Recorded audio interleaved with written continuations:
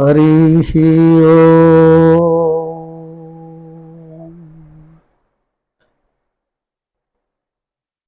జై శ్రీమన్నారాయణ.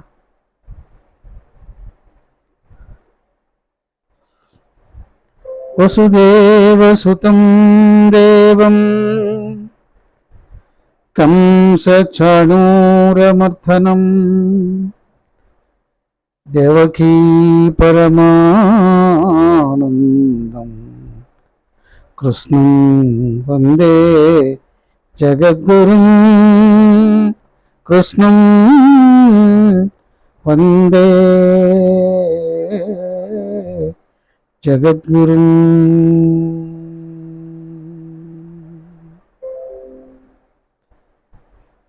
హరి ఓం. ఆత్మస్వరూపులారా, శ్రీమద్ భాగవత పారాయణానికి ముందుగా ఒక భక్తి గీతాన్ని పాడుకుంటూ మనం పారాయణంలోకి వెళదాం.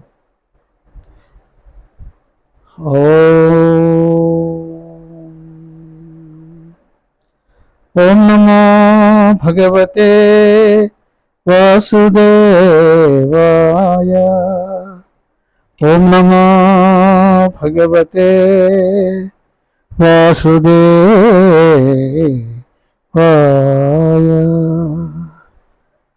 ఓం నమో భగవతే వాసుదేవాయ. ఓం నమో భగవతే వాసుదేవాయ. ఓం నమో భగవతే వాసుదేవాయ.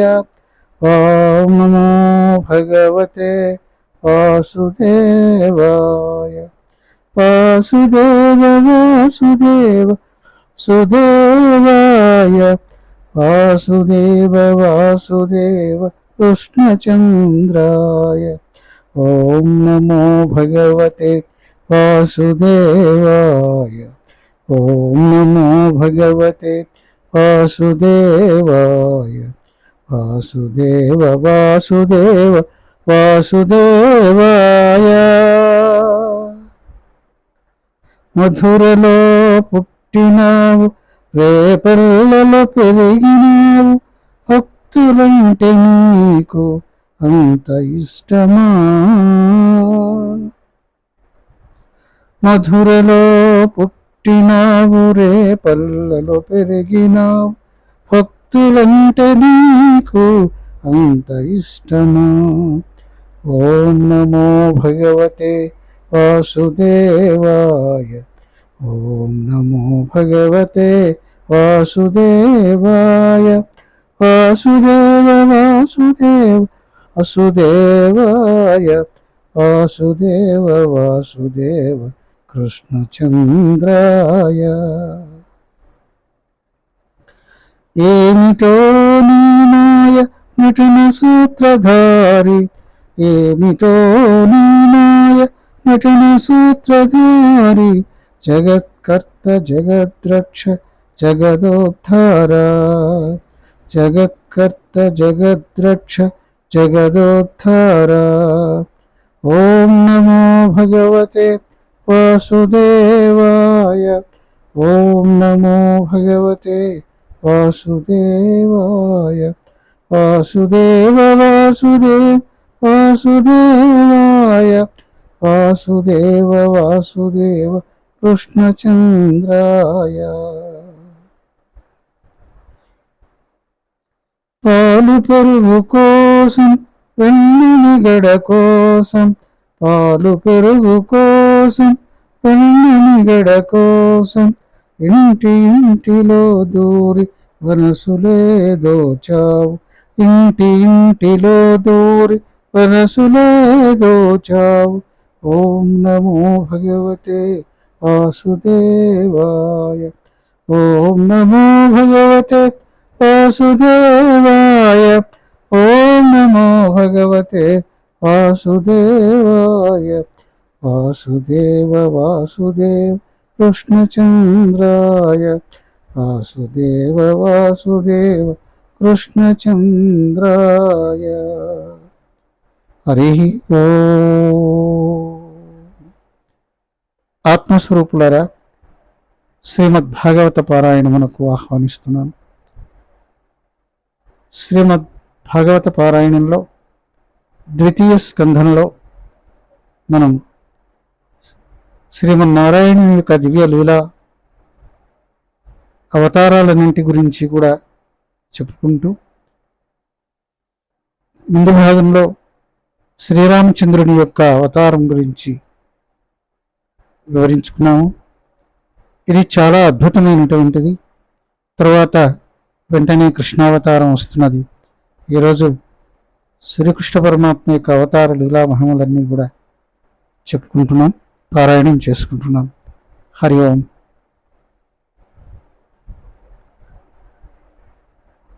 తపసోత్తమా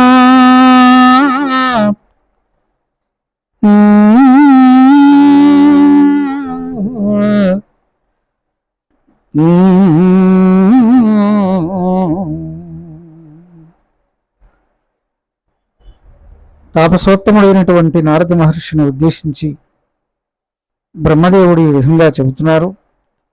శ్రీకృష్ణావతారాన్ని చెబుతాను వినాయన. రాక్షసాంశలో పుట్టినటువంటి రాజులకు ఎక్కువ మంది తమ అపార సేనాబలంతో అధర్మ మార్గాన ప్రవర్తిస్తూ ఉండేవారు. భూదేవికి అనేక బాధలు కలిగించారు.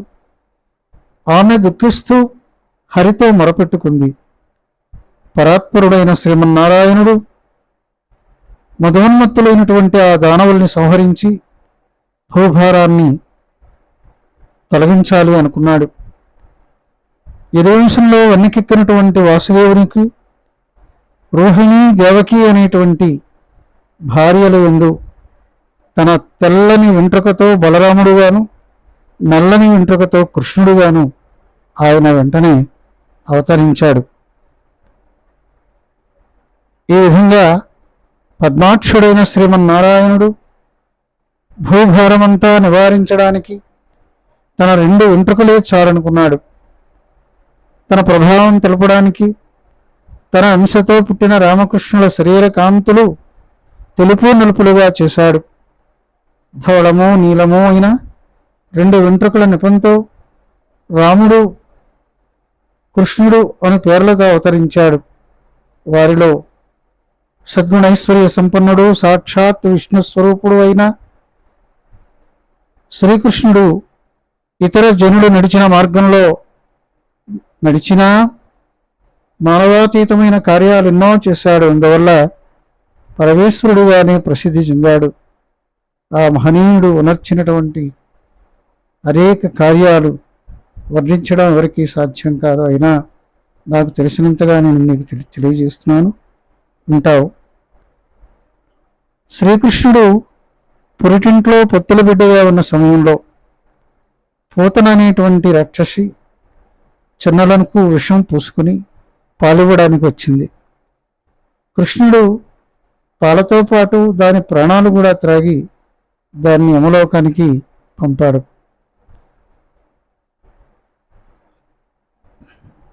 భక్తలోక రక్షకుడైనటువంటి ఆ కృష్ణుడు 3 నెలల పిల్లవాడుగా ఉన్నాడు.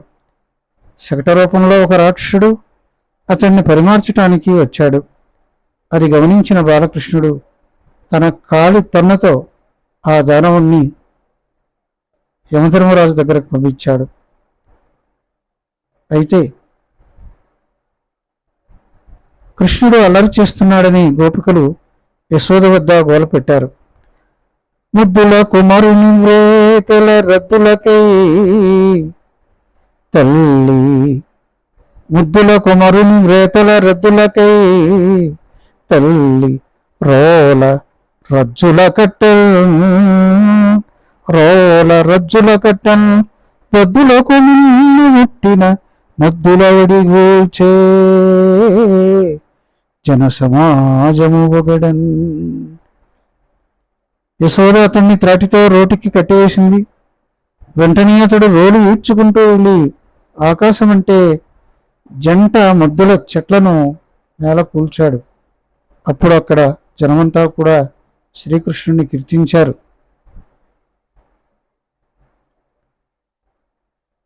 బాల్యంలో ఇలాంటి పరమాద్భుతాలు ఎన్నో చేసినటువంటి కృష్ణుడు యశోద కృష్ణునికని, యశోద కొడుకని నేను నమ్మలేకపోతున్నాను. ఎన్నో అద్భుతాలు చిన్నతనంలోనే చేశాడు. బాల్యంలో ఒకనాడు అతడు తల్లికి సకల చరాచర ప్రాణులు, అరణ్యాలు, నదీనదాలు, పర్వతాలు, సముద్రాలు వీటన్నింటినీ కూడా వివిధ జగజ్జాలాన్ని తన నోటిలో చూపించాడు. అది చూసి ఆ తల్లి ఆశ్చర్యచకితురాలైంది. మరియు యమునా నది మడుగులో కాళీయుడనేటువంటి సర్పరాజు నివసిస్తూ ఉండేవాడు. అతని నాలుకలు రెండూ కూడా భయంకరంగా విషంతో నిండి ఉండేవి. అతడు కక్కిన గరళం అంటే విషం కలిసిన నీళ్లు త్రాగి ప్రజలు ప్రాణాలు కోల్పోయేవారు. ఇలా ఉండగా యాదవ శ్రేష్ఠుడైనటువంటి ఆ శ్రీకృష్ణుడు కాళీయుణ్ణి ఆ మడుగు నుండి వెళ్ళగొట్టి గోవులను, గోపాలుని కూడా కాపాడాడు. అదేవిధంగా ఒకరోజు అర్ధరాత్రి గోపకులందరూ నిద్రిస్తున్నారు. ఇంతలో అమాంతంగా కార్చిచ్చు వాళ్ళని చుట్టుముట్టింది. తనయా గోపకులు కరే తరి నిద్రంచంద, గోపకులు కరే తరి నిద్రంచంద, కార్చిచ్చు వచ్చిన కృష్ణ కృష్ణ కృష్ణ మము అగ్నిపీడితుల రక్షింపదగు కవవే అని నన్ కన్నులు మీరు మోడురిదే, కన్నులు మీరు మోడురిదే దావాగ్ని ప్రసన్నార్థులే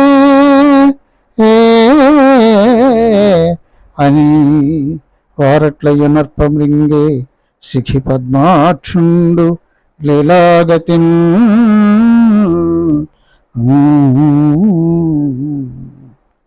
ఒకనాటి రాత్రి గోపకులందరూ నిద్రిస్తున్నారు. ఇంతలో అమాంతంగా ఎక్కడి నుంచో వచ్చిందో కార్చిచ్చేవాడని చుట్టుముట్టింది. అగ్ని చుట్టుముట్టింది. ఆ మంటల్లో చిక్కుకున్నాము.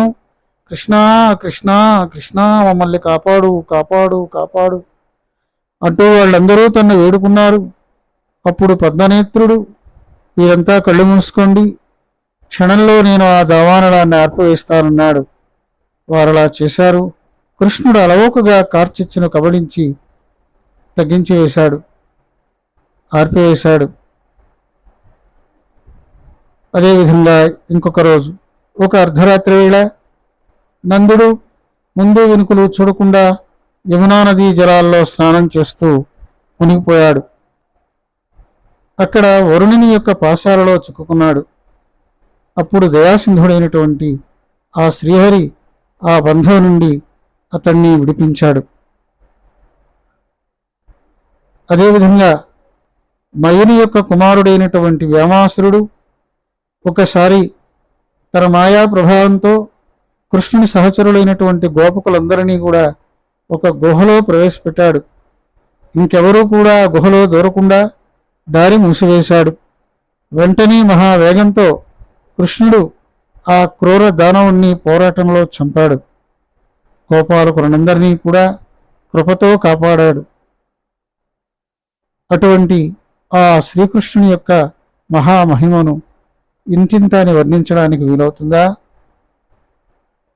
గోపకులు ప్రతి సంవత్సరము ఇంద్రుడికి ప్రతిగా యాగం చేసేవారు. ఆ యాగం చేయవద్దని శ్రీహరి వారికి బోధించాడు. గోపకులు కృష్ణుని మాటను అనుసరించి యాగం చేయడం మానివేశారు. ఇంద్రుడు కోపం చెందాడు. వెంటనే రేపల్లి కలతపడేటట్టు జోరున ఎడతెరిపి లేని వాన కురిసింది. ఎడతెరిపి లేని వాన కురవండి అని ఆజ్ఞాపించాడు ఇంద్రుడు. అప్పుడు అతడు మేఘాలను ఆదేశించాడు.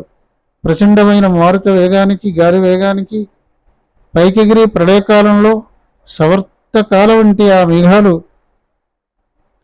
భీకరంగా అంతటా కమ్ముకుంటూ ఉన్నాయి. అది ఎలా ఉన్నాయి అంటే, వాన ప్రారంభమైంది. సప్తస్కంధ శిఖాకలాప రుచిమచ్చౌధమణీవల్లికా దీప్తోదగ్ర ముహుస్తమ త్రిషిత ధాత్రీ భాగ నిరంధ్రమై సప్తాస్వస్ఫురదిందు మండల నభస్సంచాధి తాశాంతరవ్యాప్తాంభోద నిరర్గళ స్ఫుట శిరోవ పూర ధారాళమై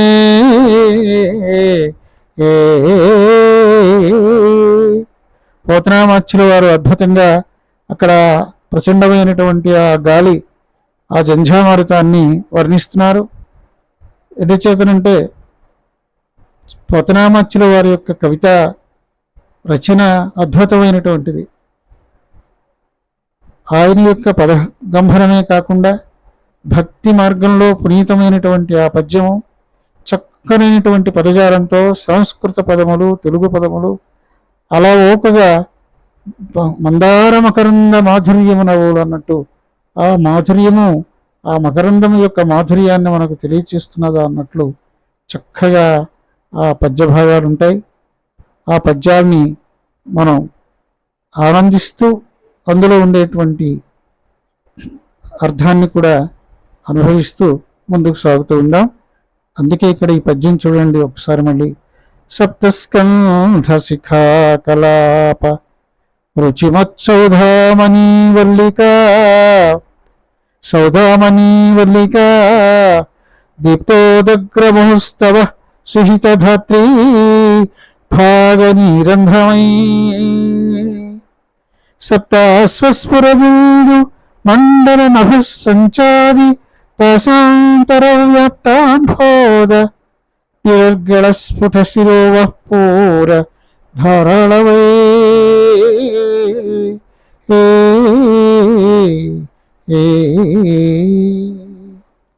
ఆ వాన ఏ విధంగా ఉందంట, వాన ప్రారంభమైంది. అగ్ని జ్వాలల్లాగా మిరుముట్లు గొలిపేటువంటి మెరుపులతోనూ మాటిమాటికి ఉగ్రంగా మెరిసే ఉరుములతోనూ ఆ వర్షం అంతకంతకు భయంకరమైంది. సూర్య చంద్రమండలాలలో సహా గగనాన్ని కప్పివేసినటువంటి దిగంతరాలకు వ్యాపించింది.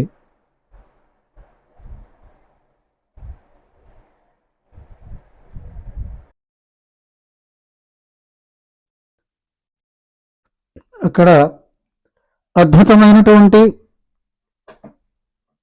ఈ పద్య భాగాన్ని మనం ఆనందిస్తూ ఆ వర్షం ఏ విధంగా కురుస్తుందంటే,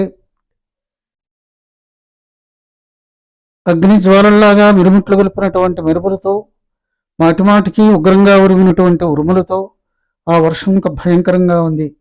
సూర్య చంద్రమండలాలతో సహా గగనాన్ని, ఆకాశాన్ని కప్పివేసి దిగంతాలు కూడా వ్యాపించినటువంటి ఆ నల్లని కారుమబ్బులు ధారాళంగా కుండపోతగా రాళ్లవాన వర్షం కురుస్తూ ఉంది.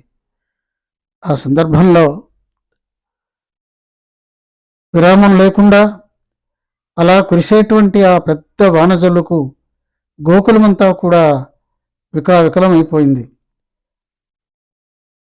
మతి భ్రమించి అందరూ కూడా మూర్ఛ చెందారు. ఆ విధంగా కలతపడి బాధతో కృష్ణ కృష్ణ కృష్ణ కాపాడు కాపాడు అంటూ మొరపెట్టుకున్నారు. అప్పుడు అనంత దయా సముద్రుడైనటువంటి భక్తజనుల పాలిటి కల్పవృక్షమైన ఆ పద్మాక్షుడు చక్కగా వారందరినీ కూడా స్తంభాల వంటి తన భుజాలతో అలవోకగా గోవర్ధనగిరిని గురుగులాగా 7 రోజుల పాటు ఎత్తి పట్టుకున్నాడు. సప్తాప్తంబుల బాలుడై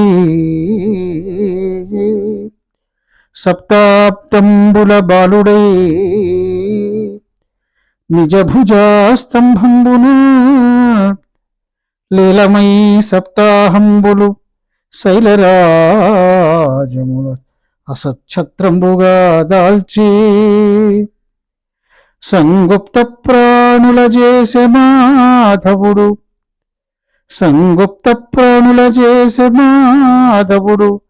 గోపాలక వ్రతం సప్తాబ్దంబుల బాలుడై సప్తాంభోది పరీత భోధరునకు ఆశ్చర్యం చింతింపగా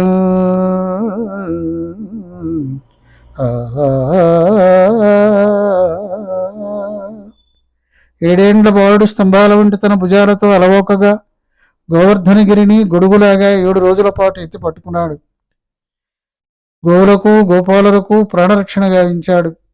సప్త సముద్రాలతో చుట్టబడిన భూమినే ధరించిన ఆ పరమాత్ముడు ఆ ఒక్క కొండను గొడుగుగా ఎత్తి పట్టుకోవడం ఆయనకు ఏమంత విశేషం కాదు, మనకు ఆశ్చర్యము కాదు. అప్పుడు మరియు ఒక శరత్కాలపు రాత్రి పండు వెన్నెలలో బృందావనమంతా తెల్లగా కనిపిస్తూ ఉంది. విరబూసినటువంటి తామరల వంటి కన్నులు గల కృష్ణుడు ఆ వనంలో రసకేళికి ఉపక్రమించాడు. ఆ క్రీడోల్లాసంలో పిల్లన గ్రోవి చేతబట్టాడు. దాని రంధ్రాలపై వ్రేళ్లూనితో ఇంపుగా అనేక రాగాలను ఆలాపించాడు. వాటిలో మంద్రస్థాయిని, మధ్యమస్థాయిని, తారాస్థాయిని వినిపించాడు. దైవతము, వృషభము, గాంధారము, నిషాదము, పంచమము, షడ్జము, మధ్యమము అనే స్వరాలు కళలు, జాతులు, ఆరోహణ అవరోహణ క్రమాలు తేట తెల్లపడేటట్టుగా అవ్యక్త మధురంగా గానం చేశాడు. ఆ గానానికి మోళ్ళు చిగురించాయి. అద్భుతంగా ఆ వేణుగానాన్ని వినిపించాడు. హరివేణోద్గత మంజులస్వర నినాదాహుతులై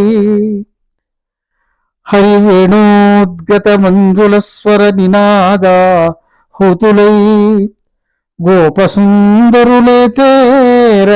ధనాధిపానుచర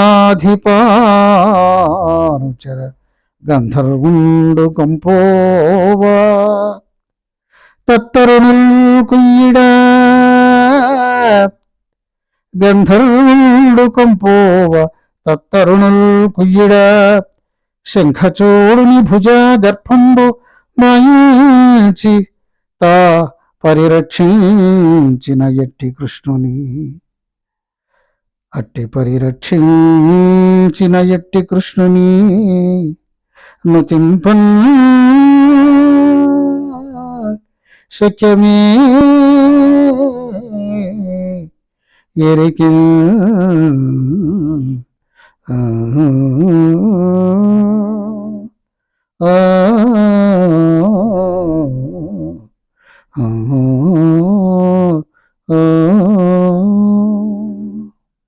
శ్రీహరి వేణువు యొక్క వేణువు నుండి వెలువడినటువంటి మధురమైనటువంటి ఆ ధ్వని యొక్క పిలుపుకు గోపికలందరూ కూడా పరిగెత్తుకుని వస్తూ ఉన్నారు.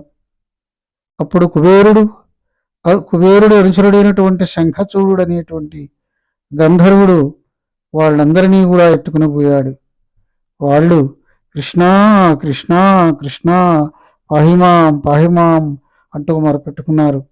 వెంటనే మాధవుడు శంఖచూడుని భుజగర్వం అణచి ఆ రమణీమణులందరినీ కూడా రక్షించాడు.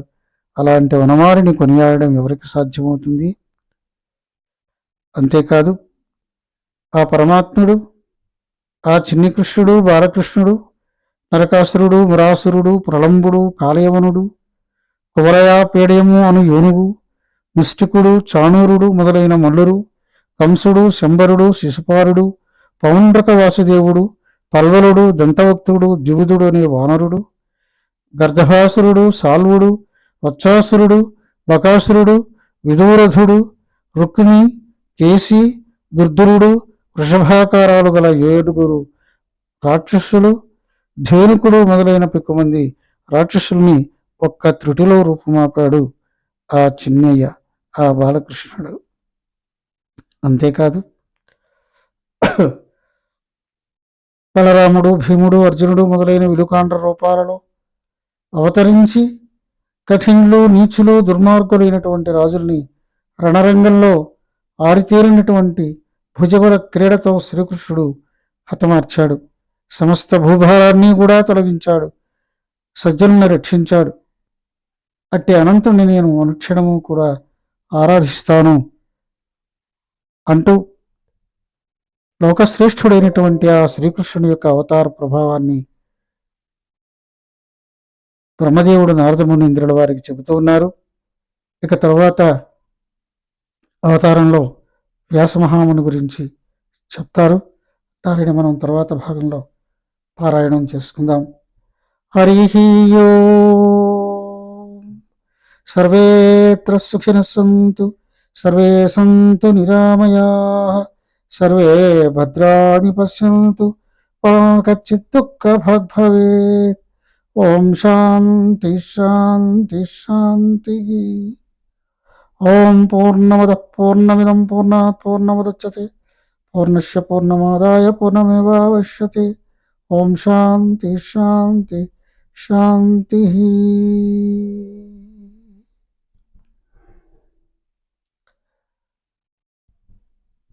మంగళం కురుక్షేత్ర రణక్షోణీ విహారిణి పార్థసారథిరూపాయ గీతాచార్యాయ మంగళం. సర్వం సన్మంగళాని భవంతు,